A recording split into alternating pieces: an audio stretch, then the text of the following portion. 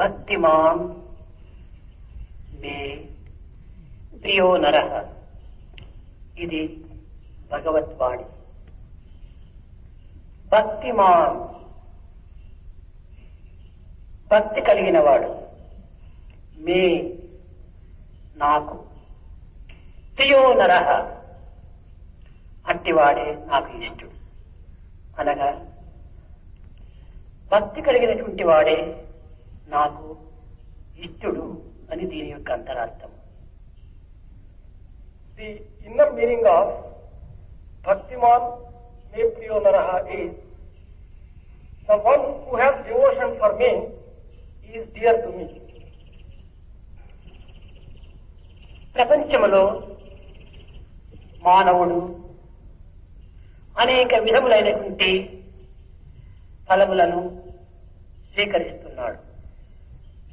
In the world, man has been reaping different types of fruits. ధన కనక వస్తు వాసనాదులను ఆర్జిస్తున్నాడు. He is earning wealth, gold and properties. గౌరవ ప్రతిష్ట పదవులను కూడాను పొందగలుగుతున్నాడు. He has gained honor, position and prestige. ఇవన్నీ కూడాను క్షణభంగురములనేటువంటి సత్యాన్ని 12వ అధ్యాయమైన భక్తి యోగమునందు నిరూపిస్తూ వచ్చింది Bhagavad Gita. Bhagavad Gita has been proving in Bhakti Yoga, the 12th chapter, that all these things, worldly attainments, wealth, etc., are transient. ప్రపంచంలో మనము పొందవలసినటువంటిది మహోజ్వలమైనటువంటి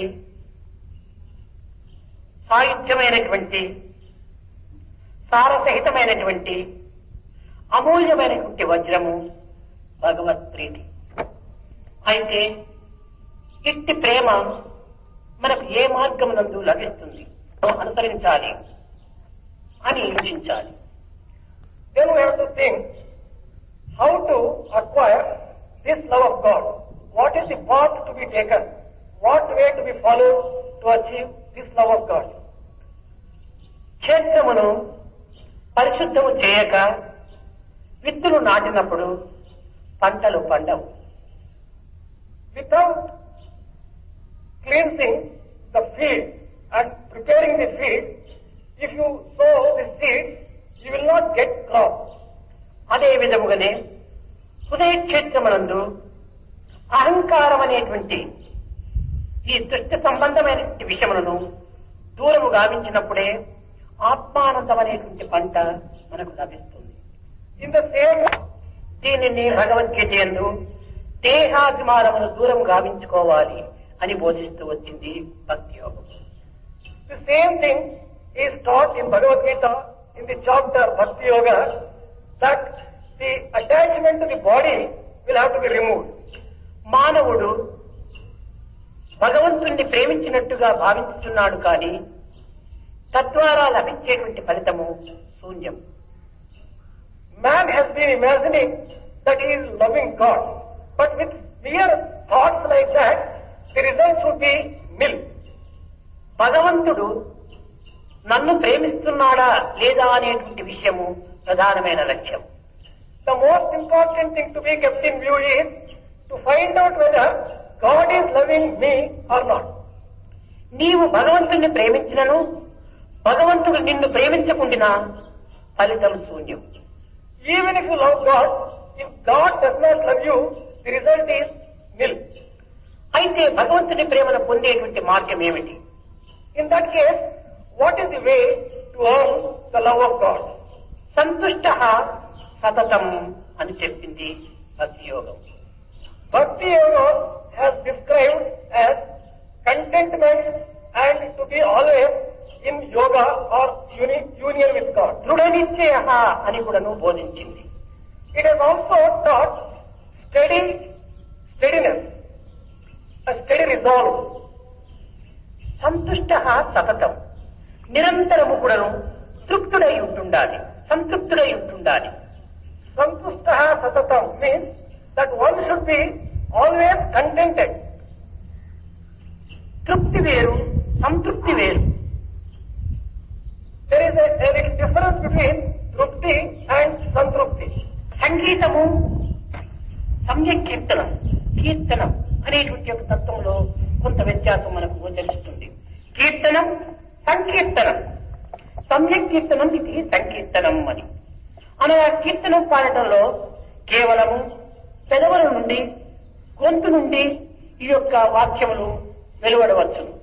To understand this, we can take the illustration of Sangeeta and Geetam, Kirtanam, Sankirtanam and Kirtanam. Kirtanam or music comes only from the lips, whereas Sankirtanam is an integral music coming from the core of the heart.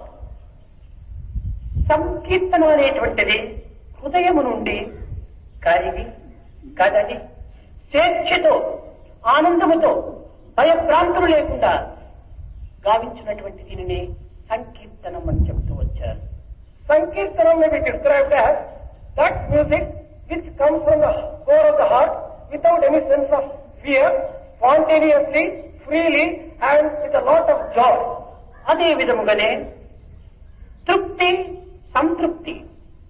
తృప్తి అనేటువంటిది తాత్కాలికమైనటువంటి లౌకిక వ్యవహారములకు సంబంధించినటువంటిది తృప్తి. In the same way, the difference between trupti and santrupti. ఇది వ్యావహారిక సంబంధమైనటువంటి జగత్తునకు సంబంధించినటువంటిది. Trupti refers to the satisfaction derived from the world. ఇది ప్రాపంచిక సంబంధమైనటువంటి యొక్క ప్రవృత్తి. This is with reference to the world, apparent world as such. సంకీర్తనం అన్నట్టుగా ఏ విధంగా చెప్పారు అదే విధంగానే సంతృప్తి కూడాను ఇది కేవలం హృదయ స్థాయి నుండి శాశ్వతమైనటువంటిదిగాను, సత్యమైనటువంటిదిగాను, పరమైనటువంటిదిగాను, నివృత్తికి సంబంధించినటువంటిదిగాను గోచరిస్తుంది సంతృప్తి. In the same way, like Sankirtana, Santrupti also comes from the heart. It is associated with the truth. It is permanent. It is with reference to nivrutti and detachment. సంతృప్తికి మార్పు లేదు. For the Santrupti, there is no change. లేక కూర్పు లేదు. There is nothing by way of addition to it. మార్పు, కూర్పు లేనటువంటి యొక్క నిత్యత్వంతో కూడినటువంటిది సంతృప్తి. Santrupti is one which does not undergo a change, but to which there is no addition and subtraction. కనుక భక్తుడైనటువంటి వాడు లౌకిక సంబంధమైనటువంటి యొక్క ఫలమునకు కానీ లేక ఫల విరుద్ధములకు కానీ ఏమాత్రము చింతించక స్థిరత్వమైనటువంటి యొక్క మనస్తత్వమును అభివృద్ధి పరచుకోవాలని దీని యొక్క అంతరార్థం. The inner meaning of this is that a devotee should not be carried away or attach any importance to the worldly things, but he has to steady his mind and develop steadiness of the mind. జయాపజయములకు లొంగక, మానాభిమానములకు కృంగక, సుఖదుఖములకు పొంగక, ఈ మానవత్వమైనటువంటిది సమత్వంతో భావించుకునేటువంటి యొక్క తత్వములకి సంతృప్తి అనేటువంటి యొక్క పదమునకు అర్థము. Santrupti refers to the equanimity of the mind, equal mindedness, which is the same whether there is victory or defeat, whether there is profit or loss, whether there is joy or sorrow. కనుకనే భక్తి అనగా ఎట్టి మార్పును చెందనటువంటిది, ఎట్టి కూర్పును కలుగనటువంటిది, అది నిశ్చలమై నిర్మలమై ఉండినటువంటి యొక్క ప్రేమ తత్వములకే సంతృప్తి అని కూడా భావించవచ్చు. Therefore, devotion or Santrupti refers to steady feeling of love and satisfaction rather than things which change, which will be undergoing with some addition. భగవంతుడు ఏది అనుగ్రహించినా, ఏది ప్రసాదించినా తన యొక్క ప్రేమ ప్రసాదంగానే భావించుకుని తృప్తి నొందాలి.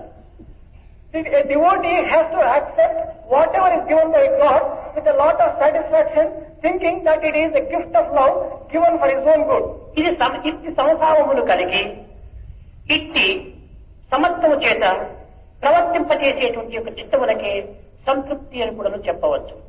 That particular heart which it reads with equal mindedness, all these things may be described as having santrupti.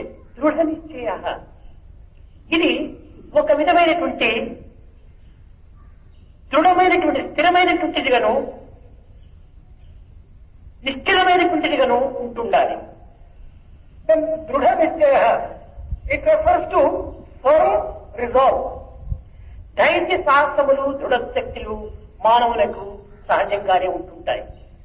It is natural for a man to have steadiness and firmness, courage. ఈ దృఢత్వమును ఈ ధైర్య సాహసమును అనేక విధములైనటువంటి మార్గములలో దీనిని అనుభవిస్తుంటాడు జీవుడు. A living being will be enjoying the steadiness, firmness and resolve in a different way in the life. ఇట్టి దృఢమైనటువంటి ధైర్య సాహసమును కొంతమంది మేరు పర్వతం ఎక్కేటువంటి విషయంలో మహాధీరుడై ఉంటుంటారు. Some people will be using this firmness, resolve and steadiness in climbing the mountains. ఇట్టి ధైర్య సాహసములు దృఢశక్తి కూడాను అనంతమైనటువంటి సముద్రంలో దాటేటువంటి ఇదేటువంటి విషయంలో కూడాను స్థిరచిత్తులై ఉంటారు. The same courage and adventure may be used by some people in crossing the ocean. మరికొందరు భయంకరమైనటువంటి భీకరారణ్యములో ప్రయాణం చేసేటువంటి తీరులై ఉంటారు. Some people will be using this courage in traversing in the wild forest. దయా దాక్షిణ్యము లేకుండా ఇతరులు హింసించి ధనమును ప్రోగు చేసుకునేటువంటి విషయంలో ధైర్య సాహస దృఢశక్తులు కలిగి కొంతమంది ప్రవర్తిస్తుంటారు. Some people will be using these things and behaving in almost a merciless fashion in earning properties and in earning wealth and making profits.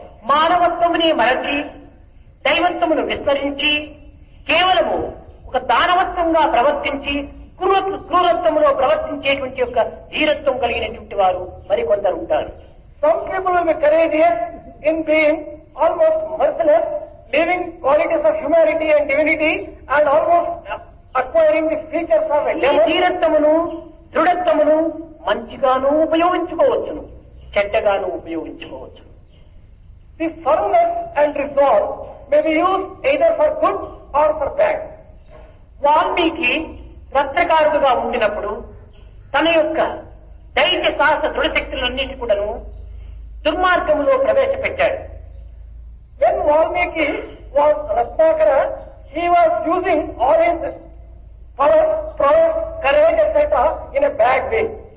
సప్త ఋషుల యొక్క సంపర్కము చేత వారి ప్రబోధన చేత తన యొక్క ధైర్యమును సాహసమును దృఢశక్తిని కూడాను పవిత్రమైనటువంటి రామనామములో ప్రవేశపెట్టాడు. By the association of Saptarshis and by listening to their preachings, he has been able to change his resolve etc. towards good and he used it in the name of repeating. కనుకనే వాల్మీకి రామాయణములకు దాతగాను ఒక విధమైనటువంటి యొక్క కర్తగాను రూపొందుతూ వచ్చాడు. That is how Valmiki could become the author of Ramayana. కనుకనే మానవుని యొక్క దృఢశక్తి అనేటువంటిది కేవలం లౌకికమైనటువంటి ప్రాపంచిక సంబంధమైనటువంటి వ్యావహారిక సంబంధమైనటువంటి విషయం నందు ప్రవేశపెట్టుట కంటే ఇంద్రియ నిగ్రహమునందు కూడాను దైవాపేక్ష ఎందు కూడాను దివ్యమైనటువంటి యొక్క ప్రపంచ మార్గమునందు కూడాను ఈ ధైర్య సాహస ధీరత్వమును ప్రవేశపెట్టడం సార్థకమవుతుంది. Therefore, man should not use his steadiness and firmness in doing bad things or in worldly things. But on the other hand, he should use them in acquiring the grace of God. ఇందులో మానవత్వమునందు ఒక విధమైన విశిష్టత రూపొందింపజేస్తుంది. This brings about a certain uniqueness in man. కనుకనే సగుణోపాసన నిర్గుణోపాసన గురించి ఈ యొక్క భక్తి యోగము అధికంగా బోధిస్తూ వివరిస్తూ వచ్చింది. Therefore, this Bhakti Yoga has described at length Sagunopasana and Nirgunopasana, worship with attributes and ఈ సగుణ నిర్గుణోపాసములు కానీ సాకార నిరూపారములు కానీ నిరాకారములు కానీ ఏది ఉత్తమమైనటువంటిది ఏది సాధకులకు అక్కడ కానటువంటిది అనేటువంటి విషయాన్ని భగవద్గీతనే బోధిస్తూ వచ్చింది.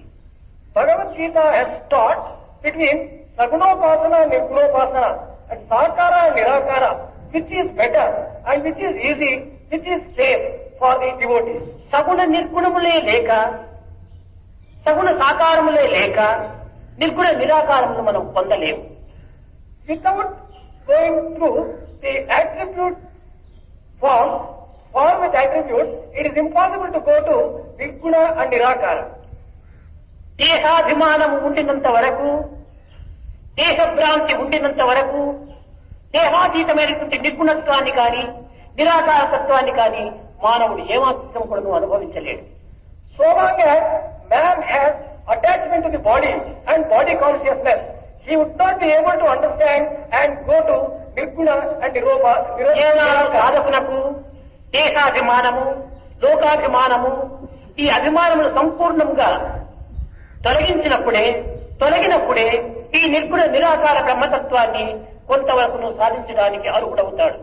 Man would get the necessary qualification to reach or to worship Nirguna Nirakara only after he has overcome attachment to the body and attachment to the world and all other attachments. నేను దేహము, నాకు దేహం ఒకటి కలదు, నేను మానవాకారుణ్ణి అనేటువంటి భావం ఉండినంత వరకు కూడాను మనకు నిరాకారం అనేటువంటిది ఏమాత్రం కూడా సాధించడానికి ఎట్టివారికైనా సాధ్యం కాదు.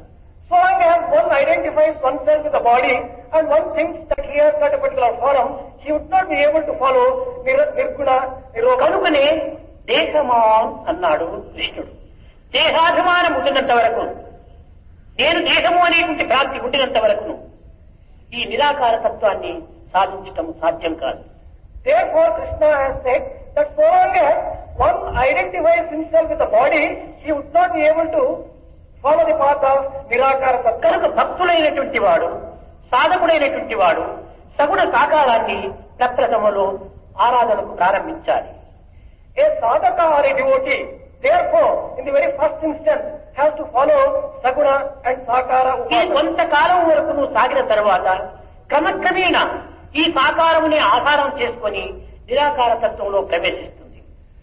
For some time, if he follows this particular way, gradually over a period of time, he will be able to enter into Nirguna and Nirakara. విశ్వస్వరూపాన్ని కూడాను ఆరాధన చేయవచ్చునని కూడాను భావిస్తూ వచ్చారు. కానీ విశ్వస్వరూపం కూడాను ఒక సాకారమే కదా. People have been thinking that it is possible to worship Vishwarupa Akara. Even that is a worship of a form. విశ్వస్వరూపం అనేటువంటిది భూతాకాశం. Vishwaswarupa, the world form may be described as విశ్వ Bhutakasha. విరాట స్వరూపం అనేటువంటిది ఇది కేవలము చిత్తాకాశం. Vishwa Virat Swarupa may be described as Chit Akasha. ఈ రెండింటికి అతీతమైనటువంటి యొక్క మనో ఇంద్రియములకు అతీతమైనటువంటి యొక్క స్థాయిని చిదాకాశం. The one which transcends these two may be described as Chidakasha. మనం జాగ్రత్త అవస్థయందు అనుభవించినటువంటి అన్ని కూడాను కొన్ని కాకపోయినను కొన్నిని మనకు స్వప్నావస్థయందు గోచరిస్తూ ఉంటాయి. The things which we enjoy in the waking world, one or at least a few of them would be enjoying even in జాగ్రత్త అవస్థయందు మనో ఇంద్రియముల యొక్క ప్రభావము అధికంగా ఉంటుంటాది. during waking state, the effect of the influence of the mind and the senses would be very much. కానీ స్వప్నావస్థయందు ఇంద్రియ ప్రభావము లేకపోయినప్పటికీ మనో ప్రభావం ఉంటుంటాది. During dream state, there may not be the effect and the influence of the sense organs, but there will be effect అదే of the mind. కారణస్వరూపమైనటువంటి సుశక్తి అవస్థయందు మనస్సు కూడాను లీనమైపోతుంది. In the causal state of Sushupti, the mind also gets dissolved. శిష్టకల్పితమైనటువంటి ఇంద్రియ సంబంధమైనటువంటి యొక్క ప్రభావమే భూతాకాశం. The one which is associated with sense organs is Bhutakasha. మానసిక సంబంధమైనటువంటి ప్రభావం యొక్క ప్రవృత్తిలే ఇది చిత్తాకాశం. Chittakasha refers to the state of the mind. మనో ఇంద్రియముల యొక్క సమ్మిళితమైనటువంటి ఏకత్వ స్వరూపమే ఇది చిదాకాశం. Chidakasham refers to a combination of mind and the sense organs. కనుక సుషుప్తి అవస్థ ఎందు మాత్రమే ఇది నిర్గుణ నిరాకార తత్వాన్ని భావించడం సాధ్యమవుతుందో ఏమో. Only in Sushupti state, probably it would be possible to just have Nirguna and Nirupa. నిరంతరము సాకారమే ఆధారం చేసుకున్నటకు వీలు లేదు. We cannot go basing our experience on Sakara alone. సాకార నిరాకారములు రెండు కూడాను సాధకులకు అత్యవసరం. Sakara and Nirakara are both essential for a sadhaka. పక్షికి రెండు రెక్కలు ఉండినట్టుగా, Like having two wings for a bird, పండికి రెండు చక్రములు ఉండినట్టుగా, in the way that there are two మనిషికి రెండు కాళ్ళు ఉండినట్టుగా, like a man having two legs. సాకార నిరాకారములు భక్తి ప్రభావము చే ప్రయాణం చేసేటువంటి సాధకులకు అత్యవసరం. Sakara, Nirakara in the same way are like these two wings of a bird, etc. for one. ఒకటి ముందు ఒకటి వెనుక, ఒకటి ముందు ఒకటి వెనుక. ఈ విధంగా సాకార నిరాకారంతో ప్రయాణం చేసినప్పుడే సాన్నిధ్యము అనేటువంటి యొక్క గమ్యమును మనం చేరడానికి వీలవుతుంది. The goal of Sanithya can be reached with the two legs of Sakara, Nirakara, one putting the other in front and then taking support of the other. అయితే సాకారము క్షణకాలం. But the important thing is Sakara is only transient. నిరాకారము శాశ్వతం. Nirakara is permanent. దీనికి ఒక చిన్న ఉదాహరణ. One small example for this. మీరు ఈ ప్రశాంతి నిలయ మందిరం లోపల 1,000 మంది కూర్చున్నారు. In Prashanti Nilayam Mandiram, 1,000 people are being seated. ఇది 1 గంట లేక 1.5 గంట కాల నియమం. This is with reference to an experience of 1 hour or 1.5 hours. వీరితో పాటు ఈ ప్రశాంతి నిలయం నందు నేను కూడా ఉంటున్నాను. In this world, along with these 1,000 people, there is Swami also. అందరూ ఈ హాలుకు లోపల భాగంలో కూర్చున్నారు. All the people are being seated within the Prashanti Nilayam hall. ఇది కాల పరిమితితో కూడినటువంటిది. This is associated with the limit of the time limit. ఇది కర్మ నిమిత్తముతో కూడినటువంటిది. It is also associated with action. అయితే ఈ భావాన్ని మీ గ్రామాలకు మీరు వెళ్ళిన తర్వాత ఒక్కతూరి మీరు చిత్తాకాశములను స్మరించినారంటే ఈ ప్రశాంతి నిలయము, ఇన్ని వేల వ్యక్తులు, స్వామి మీ హృదయంలో నిలిచిపోయాడు. But the same thing can be just experienced after you go home. If you were to just think of it in Chittakasha, all the 1,000 people, Swami, Prashanti Nilayam and hall, all of them you can get in your Chittakasha. కేవలము ఇది బాహ్యమైన దృష్టిలో జాగ్రత్త అవస్థలో చూసినప్పుడు మీరందరూ కూడాను ప్రశాంతి నిలయం హాలులో జీవిస్తున్నారు, నివసిస్తున్నారు. In the external vision and in your experience in the waking state, you can just see that all of you are now residing in the hall of Prashanti Mandiram. కానీ మీరు మీ గ్రామమునకు వెళ్లి మీరు చింతించినప్పుడు మీరు ఈ ప్రశాంతి నిలయము నివసిస్తూ ఉంటుంటారు. But what happens if you go to your villages or your places and if you think of this Prashanti Nilayam will be inside your heart. ఈ ప్రశాంతి నిలయంలో ఉండినటువంటిది మీరు 1 గంట అయినప్పటికీ ఈ ప్రశాంతి నిలయం మీలో నిలుచుకోవటము శాశ్వతంగా జీవితం అంతా నిలిచిపోయింది. మీరు ఎప్పుడు చింతించినా కూడా ఈ యొక్క దృశ్యం మీలో శాశ్వతంగా చేరిపోయింది. You have been here in Prashanti Nilayam for 1 hour, but this can become a permanent experience in you forever once you go away and you think of it in Chit Akasha. కనుక జాగ్రత్త అవస్థలో మనం అనుభవించడం చేత కదా ఈ యొక్క చిత్తాకాశం అనేటువంటి యొక్క నిరాకార తత్వం మనలో శాశ్వతంగా నిలిచిపోయింది. After experiencing this in the waking state, this becomes a permanent record in your Chit Akasha. ఈ సాకార తత్వమే మనం అనుభవించకుండా నిరాకారమైనటువంటి దృశ్యం మన చిత్తంలో నిలిచిపోదు. Without experiencing this Sakara Tattva in the heart, this would not have become a permanent impression on the heart. కనుకనే దేనినైనా కూడాను సాకార సగుణోపాసన ప్రారంభించిన తరువాతనే నిర్గుణ నిరాకారమైనటువంటి ఒక తత్వము హృదయంలో శాశ్వతంగా నిలిచిపోతుంది. Therefore, in the same way, whatever you want to experience, if you experience in Sakara and Saguna, Nirguna, Nirakara, you will be able to just experience later on.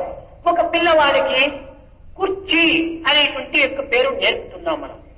To a small child, we are teaching chair, a word chair. కానీ కుర్చీ అనేటువంటిది తెలిపినప్పుడు దీనికి ఆకారం ఏమిటో ఆ పిల్లవాడికి ఏం అర్థం కాదు. When you utter the word chair, it doesn't become clear to him what its form is.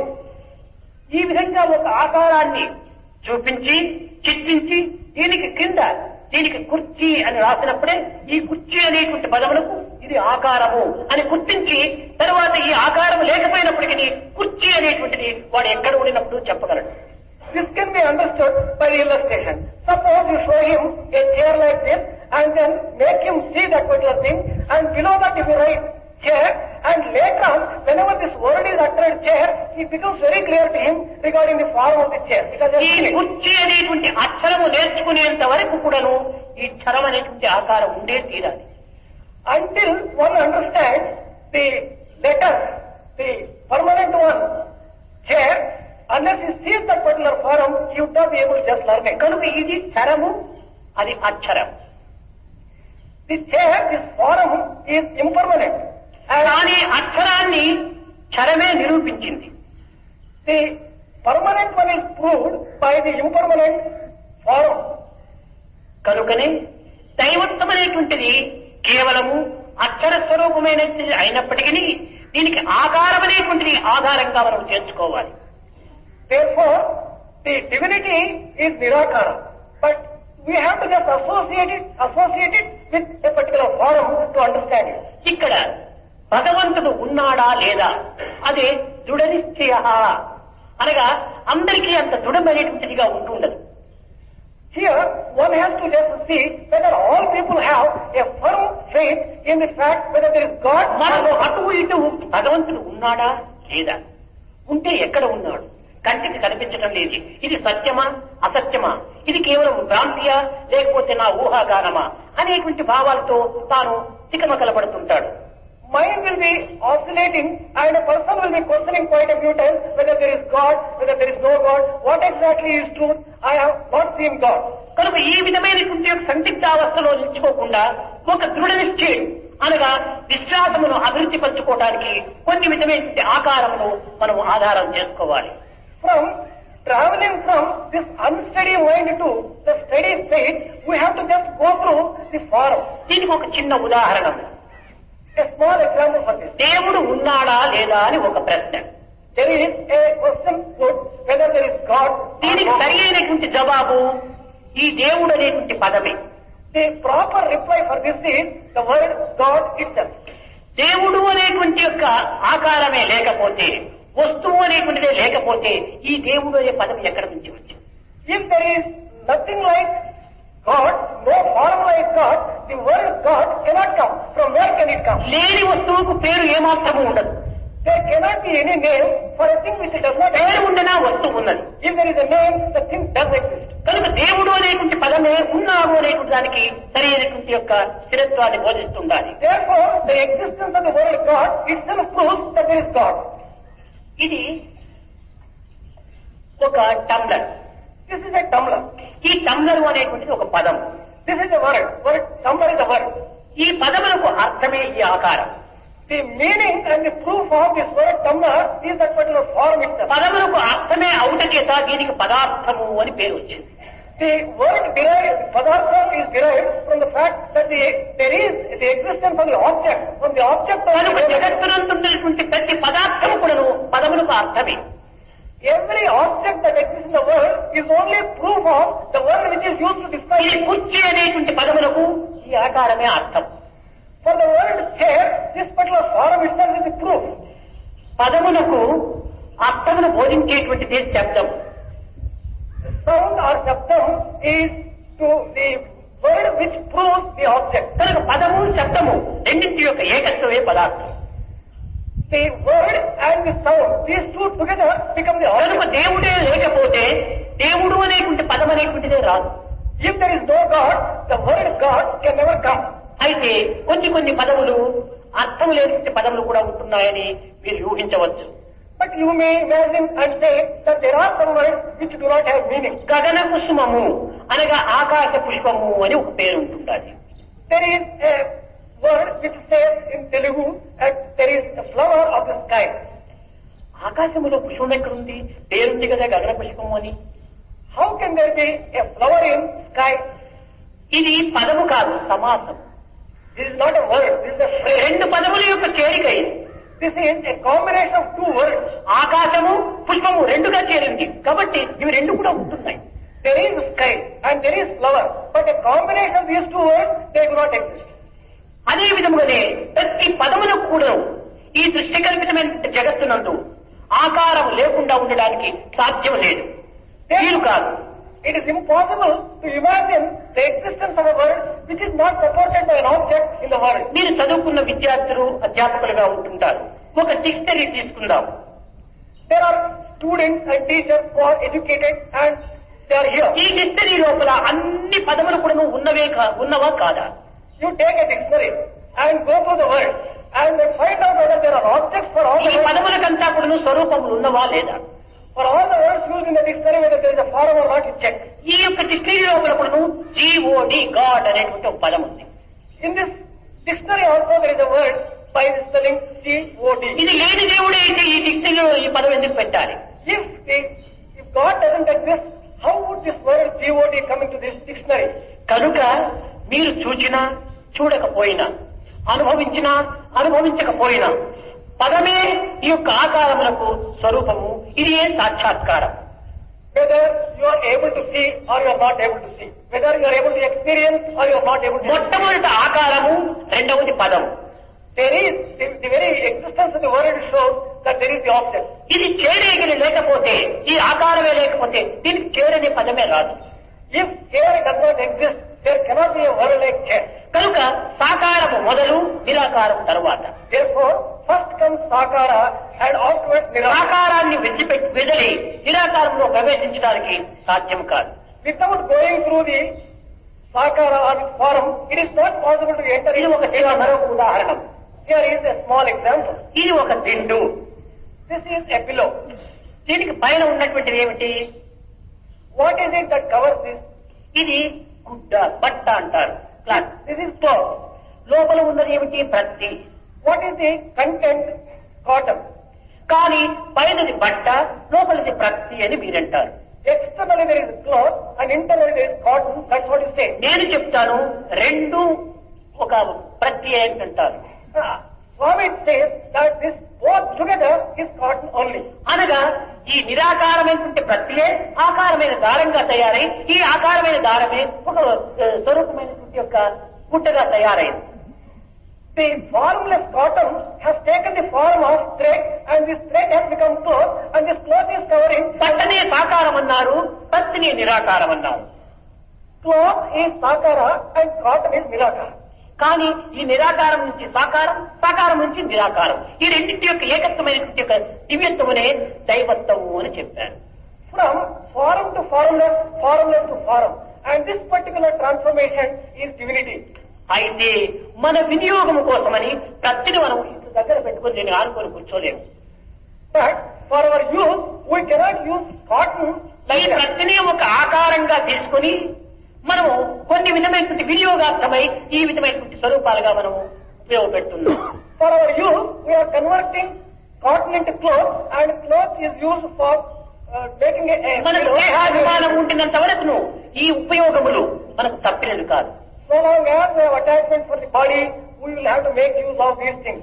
కనుక నేను దేహం అనేటువంటి దేహాభిమానం ఉండినంత వరకు కూడాను సాకారం అనేటువంటి దాన్ని వదలడానికి సాధ్యం కాదు. So long as one has the feeling that he is the body, it is impossible to give up this sakara or సాకార పూజ ఎందుకు కూడాను అనేక విధమైనటువంటి పూజలు మనం చేస్తున్నాము. షోడశోపచారం చేస్తున్నాము, పుష్పములు తెస్తున్నాము, జలముతో అభిషేకం గావిస్తున్నాము, అనేక విధమైనటువంటి యొక్క అర్చనలు చేస్తున్నాము, ధూపదీప నైవేద్యాలు కూడా. in the worship of the formful God, we are doing in 16 types of worship. ఇది కొన్ని విధములుగా సాకారమైనటువంటి యొక్క తృప్తి. This is a type of satisfaction. ఇది క్రమక్రమేణా నిరాకారతత్వమైన హృదయంలో ప్రతిష్ఠ అయిన తర్వాత, దేహప్రాంతి విసర్జించిన తర్వాత దీనిని అనేక విధమైన భావ పుష్పములతో పూజిస్తాం. Now, externally you are worshipping this form, and once you establish this particular form inside your heart, and through the flowers of imagination and feeling, you can worship the formless which is within our heart. మనం సాకారంగా ఆరాధన చేసేంత వరకు జాతి పుష్పము, మల్లె పుష్పము, బంతి పుష్పము, ఇంకా చామంతి పుష్పము, ఇలాంటి అనేక పుష్పములతో మనము భగవంతుని ఆరాధన చేస్తాం. So long as you are worshipping a formful God, you will use different types of flowers like jasmine. చేసే దేహము కానీ చేయబడేటువంటి పుష్పములు కానీ అనిత్యములైనటువంటి. The body which is worshipping, the flowers which are used in the process of worship, they are all impermanent. అయితే నిరాకార తత్వములో ఆరాధన జరపవలసినటువంటి పుష్పములు వేరుగా ఉంటుంటాయి. But if you want to worship the formless God who is in the heart, the flowers are different. అహింసా ప్రథమం పుష్పం, పుష్పం ఇంద్రియ నిగ్రహం, క్షమా పుష్పం, శాంతి పుష్పం, దయా పుష్పం, సత్య పుష్పం, తప పుష్పం, ఇలాంటివంతా నిరాకార పుష్పములకు చేరినటువంటివి. The 8 types of flowers are non-violence, truth, patience, perseverance, love, compassion, mercy, truth, sacrifice, and మనము ఈ ఉన్నత స్థాయికి పోయేంత వరకు కూడాను ఈ యొక్క నివృత్తి మార్గంలో ప్రవేశించేంత వరకును ఈ యొక్క ప్రవృత్తిని మాత్రం వదలడానికి వీలు కాదు. Until we get ourselves elevated to the worship of the Nirakara formless, we'll have దీనిని ఆధారం చేసుకుని 12వ అధ్యాయమునందు భక్తి యోగములో భక్తుని యొక్క గుణగణములను మాత్రమే ఏ విధంగా అభివృద్ధి పరచుకోవాలి అనేటువంటిదే గీతాచార్యులు బోధించారు. Gitacharya has taught in 12th chapter, based upon this Sakara worship, what are the characteristics of Bhakta or a devotee, which one has to develop if he wants to be loved by God. ముఖ్యంగా భక్తుడైనటువంటి వాడు సతతం శాంతి తత్వంను బోధించుకోవాలి, శాంతిని వహించాలి. Primarily, any person who wants to be a devotee has to teach himself దృఢ నిశ్చయుడు కావాలి, peace and firm resolve. సంతృష్టిగా ఉంటుండాలి. He must be contented. ఎట్టి బాధలకు కానీ ఎట్టి విచారములకు కానీ హృదయమునందు అవకాశములు ఇవ్వరాదు. He should not give room for any type of worry or any type of pain in the heart. కనుకనే ప్రహ్లాదుణ్ణి ఈ భక్తి ప్రపత్తులకు ఒక ఆదర్శ వ్యక్తిగా నిరూపిస్తూ వచ్చింది వేదాంతు ఒక Bhagavatam. Bhagavatam has held out Prahlada as an example for a person who is having all the qualities of a devotee because he had these qualities. తన్ను నిశాచరులు పొడువ When the demons were giving trouble to Prahlada through దైత్య కుమారుడు the son of the Lord of Demons, మాటి మాటికి every time, ఓ పన్నగ ఛాయి, ఓ ధనుజ భంజన, ఓ మహాసన్య అని వరించగాని స్మరించగాని తా కన్నుల నీరు తేడు భయకంత సమేతుడు కాడు భూవరా. అనగా ఏమిటి? ఎలాంటి బాధల సమయం నుండి కానీ ఎలాంటి కష్ట సమయం నుండి కానీ నిరంతరం కూడాను హే నారాయణ, ఓ అమన శరణ్య అనేటువంటి యొక్క దైవ నామముని దైవ చిత్తంగా స్మరిస్తూ వచ్చాడు కానీ కంటి నీరు పెట్టుకోలేదు, బాధలకు ఏమాత్రము అవకాశం ఇవ్వలేదు, ఇవి బాధలే అని ఊహించలేదు. whatever troubles were given, whatever was the pain that he was experiencing, he never gave room for that particular thing in his heart. He was only repeating the name of Narayana as the one who protects, the one who takes shelter in him, and he never shed any tears in the midst of all these troubles. కనుకనే ప్రహ్లాదుని సతతం యోగినః అన్నారు. Therefore, Prahlada has been described as the one who is in yoga. అతను దేహధారి అయినప్పటికీ లౌకికమైన జగత్తునందు ఈ లౌకికమైనటువంటి యొక్క వాంఛలలో తాను ఉండినప్పటికీ తనలో ఎట్టి వాంఛలు కూడా ప్రవేశించలేదు. Although he had a form, he was living in the world, still he did not allow any one of these desires and attachments to కనుకనే భక్తునికి ఈ కోప తాప ఈర్ష్య అసూయ చాడీలు ఇలాంటి దుర్గుణములు ఏమాత్రం కూడా హృదయంలో ప్రవేశించరాదు. Therefore, for a devotee, there should not be any evil traits of jealousy, hatred, anger, and carrying. భక్తునికి ప్రధానమైనటువంటి యొక్క శత్రువులు నలుగురు ఉంటున్నారు. There are four important and primary enemies for any devotee: కోపము, anger, అసూయ, jealousy, ద్వేషము, hatred, ఇంకా అనేక విధమైనటువంటి వాంఛలు, and all sorts of other. ఇవన్నీ కూడాను ఒక విధమైన భక్తి ప్రవేశమునకు చాలా అడ్డు తగులుతుంటాయి. All these things are obstacles for the devotion to enter into one system. అందరి ఎందుకును సమభావాన్ని భావించాలి.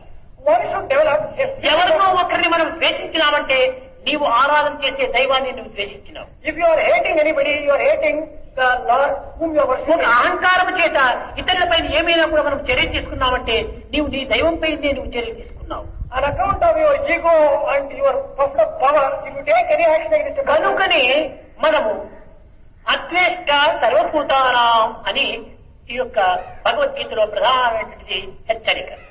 therefore, Advaita Sarvabhutanam is the primary warning given in Bhagavad Gita. ఏ విధంగా క్షేత్రమును పరిశుద్ధం చేయక విత్తులు నాటితే ఈ పంట పండదో అదే విధంగానే ఈ దుర్గుణములైనటువంటి చిత్తం నుంచి దూరం చేయక మనం ఎన్ని విధములైన సాధన చేసినప్పటికీ ఈ ఆత్మానందం కానీ దైవ ప్రీతి కానీ మనకి ఏమాత్రం కూడా లభించదు.